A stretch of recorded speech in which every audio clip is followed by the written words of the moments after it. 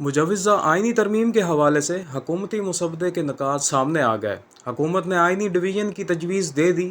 حکومت کی جانب سے تیار کردہ آئینی ترمیم کا مسودہ 12 صفحات اور 24 نکات پر مشتمل ہے، جس میں تجویز کیا گیا ہے کہ ممکنہ حد تک صوبوں کو برابر نمائندگی دی جائے گی۔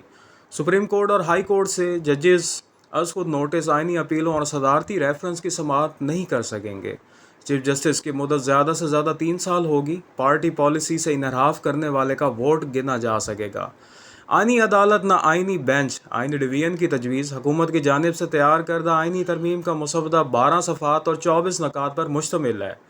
مسودے کے متن کے مطابق ڈویژن میں ججز کی تعداد جوڈیشل کمیشن مقرر کرے گا۔ ممکنہ حد تک صوبوں کو برابر کی نمائندگی دینے کی تجویز دی گئی ہے۔ متن کے مطابق سپریم کورٹ ججز سو موٹو آئینی اپیلوں صدارتی ریفرنس کی سماعت نہیں کریں گے۔ سو موٹو اوریجنل جورسڈکشن صدارتی ریفرنسز کی سماعت آئینی ڈویژن کرے گا۔ آئینی اپیلوں کی سماعت اور فیصلہ آئینی ڈویژن کا 3 رکنی بینچ کرے گا۔ تجویز دی گئی ہے کہ ہائی کورٹ کو بھی سو موٹو نوٹس دینے کا اختیار نہیں ہوگا۔ Chairman joint chief services chief کی دوبارہ تقرری توسیع قوانین کو آئینی تحفظ حاصل ہوگا۔ آرٹیکل 179 میں ترمیم۔ چیف جسٹس کی مدت زیادہ سے زیادہ 3 سال ہوگی۔ متن کے مطابق چیف جسٹس کی عمر 65 برس سے کم بھی ہوگی تو ریٹائر کر دیے جائیں گے۔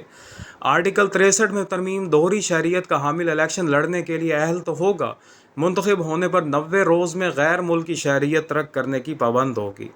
آرٹیکل 63A میں ترمیم۔ منحرف رکن کا ووٹ شمار ہوگا۔ نیا آرٹیکل 9A متعارف۔